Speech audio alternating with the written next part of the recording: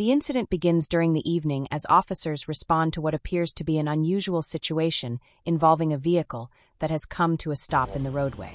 Rather than immediately assuming the cause, the officers approach cautiously, treating the encounter as a potential medical emergency while remaining aware of the safety risks that come with any roadside contact. As the events unfold, what initially seems like a simple welfare check gradually develops into a much more complicated investigation. Stay with us until the end as the event unfolds. Or when you did. I do have a tool to break the glass if we need to. Hoping to try to wake her up. Yeah. She holds up beer. Yep. Make sure that's on camera. Oh, yeah.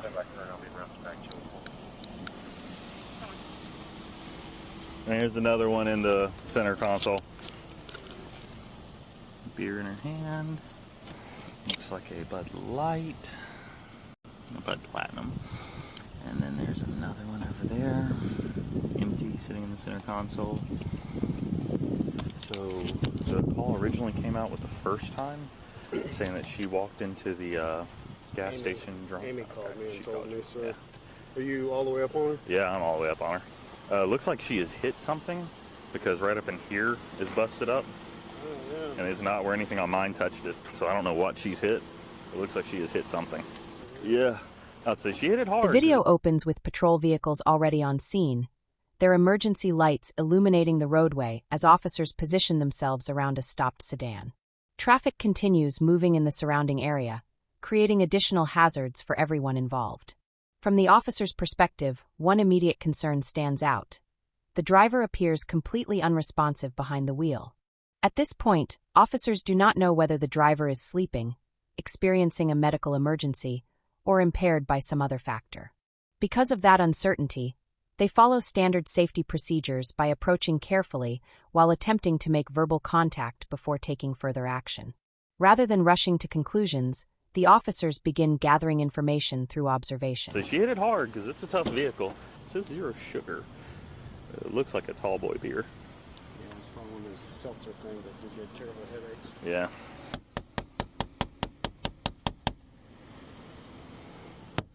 Man, she's passed out good. Yeah.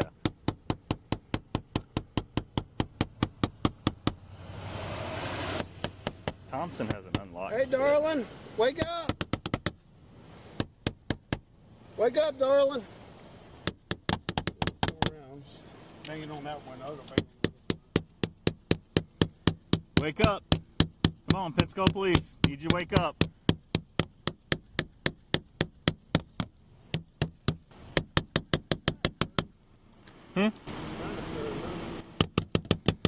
Not since then. Hey! Wake up!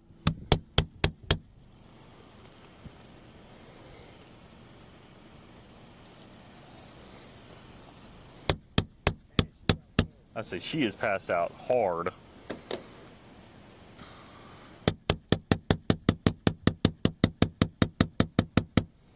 Thompson's got an unlock kit if we want to do that instead of breaking a window.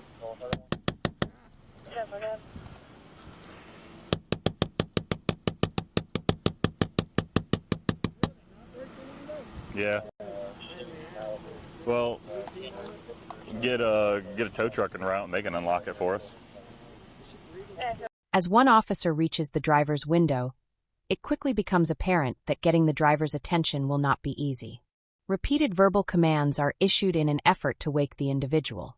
The officer speaks loudly and clearly, hoping to determine whether the driver is capable of responding on their own. Several moments pass before there is any noticeable movement inside the vehicle. Even then, the response appears delayed and sluggish, prompting officers to continue assessing whether they may be dealing with a medical issue rather than simply someone who had fallen asleep. During encounters like this, officers are trained to consider multiple possibilities simultaneously. Fatigue, illness, intoxication, diabetic emergencies, medication reactions, or other medical conditions can all produce similar outward signs during an initial contact. That uncertainty explains why officers continue asking basic questions before making assumptions. Yeah, she's still breathing. Is that belly breathing? Someone's trying to call her.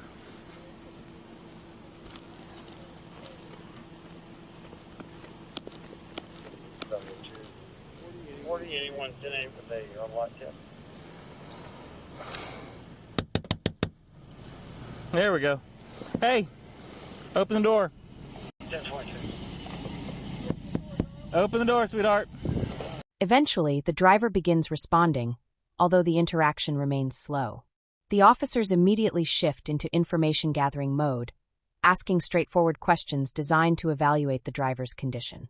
These early questions serve several important purposes. First, they help determine whether the individual is conscious and able to understand instructions.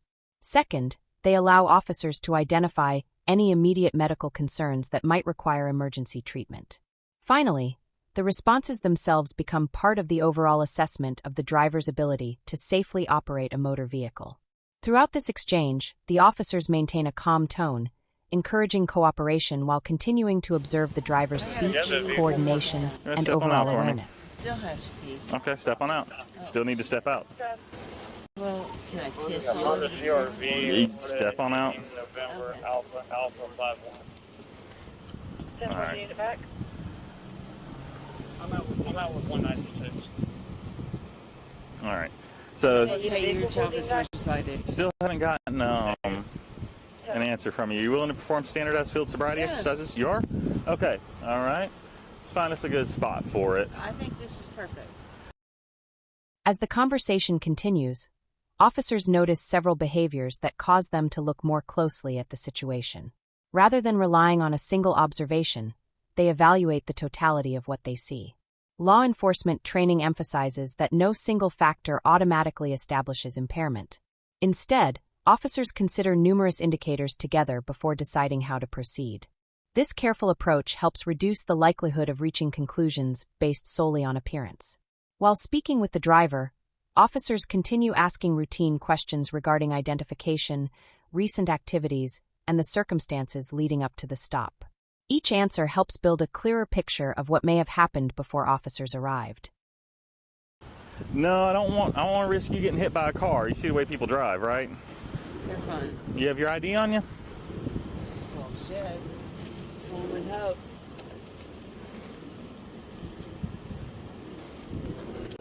This is my driver's license, right?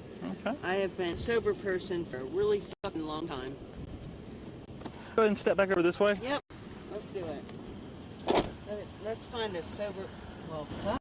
Where are you going to park? I mean... Yeah, that's just in case your vehicle moves. Yeah. Serious? Trying to think what we got around here for a parking lot or something.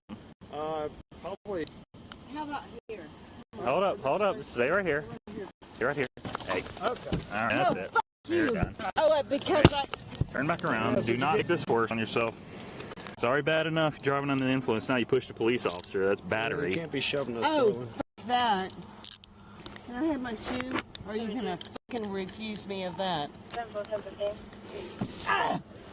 All right. After carefully evaluating the driver's statements, behavior, and everything they have observed since first arriving at the scene, the officers determine that the encounter cannot simply end with a verbal warning or a brief conversation. Rather than acting on a single observation, their decision reflects the totality of the circumstances that unfolded throughout the investigation. By this stage, the officers have spent several minutes gathering information, asking clarifying questions, and giving the driver multiple opportunities to explain the situation. That deliberate approach demonstrates the importance of collecting facts before making decisions that may carry significant legal or safety consequences. The officers calmly explain what will happen next, ensuring the driver understands the reason for their decision and the procedures that will follow. All right. Do you want your shoe back on? Yes. All right, put it back on. All right, do you have anything in your pockets? Anything that's going to poke me, stick me, stab me? Anything that's going to get you more trouble? I am about to fucking blow the goddamn universe up. Okay. Well, you have definitely urinated on yourself. Hey, you guys are fucking crazier than I am. Ma'am, step in there. No! All right, look. No! Here, I'll hold her if you want to just go to the other right. side. No! Ma'am, coming in one way or the other. Oh, God, no! Get me out of this motherfucker! Miss Michelle. Get me out of there! Miss Michelle. Get me out of there! Miss Michelle. Oh, f*** you! F*** you and your Sit up. Michelle! Sit up. Okay. Get me fucking Quit out of here! hitting the door of my car. Oh, God, that hurts! Get me out of here! Quit hitting the door of my car. I'm gonna have to put a hobble on your legs. All right? Cut it out. I'm trying to be polite to you. I've been polite this whole time. You are not polite. I'm very polite. So stop Get hitting your my fucking car. phone out of my fucking face! That's not a phone. Whatever, get it out. Stop pushing on my car. Stop hitting things. Stop That's screaming. you. Stella Artois. Let me talk to you. Let me talk to you. Please. Miss Michelle, hold up. Can you talk to me without yelling and using profanity? Okay, I will talk to you here in a second. A second, 1 month, and a 2 month, and a 24-hour. Hold up, Miss Michelle. I'm getting your purse for you. As the encounter transitions toward its conclusion, the officers continue speaking respectfully while maintaining control of the scene. Even when roadside investigations become more serious, clear communication remains one of the most effective tools available to law enforcement. The officers avoid unnecessary confrontation, instead focusing on completing each procedural step carefully and documenting the circumstances surrounding the encounter. For viewers, this portion of the video highlights an important aspect of policing that is often overlooked. Much of an officer's work involves observation, communication, and decision-making rather than dramatic action. Those decisions are expected to be based on evidence gathered throughout the encounter, not on assumptions made during the first few moments. With the investigation complete, the officers inform the driver of the outcome based on the evidence and observations collected during the stop. While this represents a disappointing conclusion for the driver, the officers continue handling the situation professionally, explaining the next procedural steps, and allowing the encounter to conclude in an orderly manner. Incidents like this often serve as reminders that actions or circumstances leading up to police contact can have consequences that extend well beyond the initial traffic stop or welfare check. The interaction remains controlled, with both parties understanding that the officers' decisions have been made following their investigation. You never are on the receiving end. I appreciate that. All right. I'll come get you out here in a second. Oh, I bet you will. You I gotta grab your stuff out of the back. There's no reason to talk that way. All right. Let's go ahead and get on out. Well, go ahead and let's get on out. This is not all. Come on. Come on. You're coming out of the back of the car. No.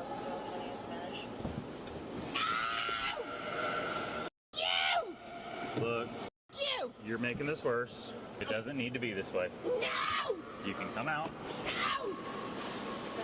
No. No. No. Come on out. You're going to fall and it's going to hurt.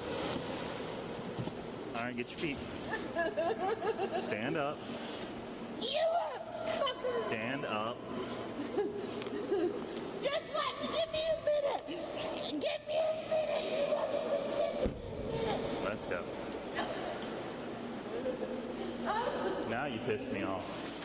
I hope you kick you in your balls, you motherfucker. Fuck you. Stop. You. Stop. God. You. Stop.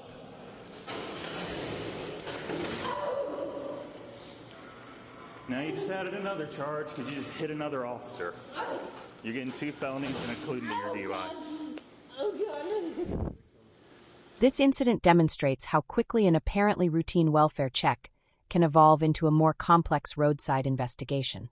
When officers encounter someone who appears asleep or unresponsive behind the wheel, they cannot immediately determine whether they're dealing with exhaustion, a medical emergency, impairment, or another circumstance entirely. Because several very different situations can produce similar outward signs, officers are trained to investigate methodically before making decisions. Body camera footage like this offers a valuable opportunity to better understand how roadside investigations develop in real time. Instead of judging an encounter solely by its ending, watching the entire sequence reveals the many observations and decisions that contribute to the final outcome. It's also worth remembering that every police encounter is unique. The facts, local laws, department policies, and evidence available at the scene all influence how officers respond. For that reason, one incident should not be viewed as representative of every traffic stop or welfare check.